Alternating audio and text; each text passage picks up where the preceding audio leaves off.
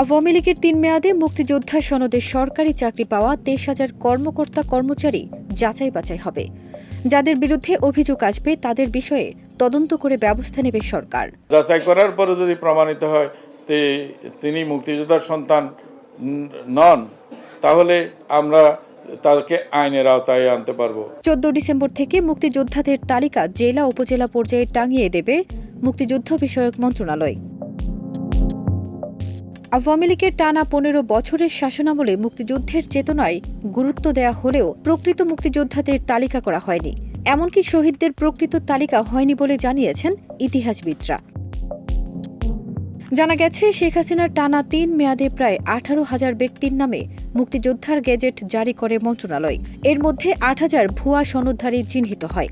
এই তালিকায় আরও অনেক ভুয়া মুক্তিযোদ্ধার সনদধারী আছে বলে অভিযোগ উঠেছে।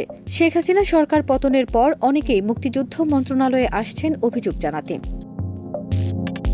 মুক্তিযুদ্ধ মন্ত্রণালয়ের সর্বশেষ তথ্য অনুযায়ী গত ১৬ বছরে মুক্তিযোদ্ধা সনদে ২৩,০০০ নিয়োগ হয়েছে। এদের সনদ যাচাই বাছাই করা হবে।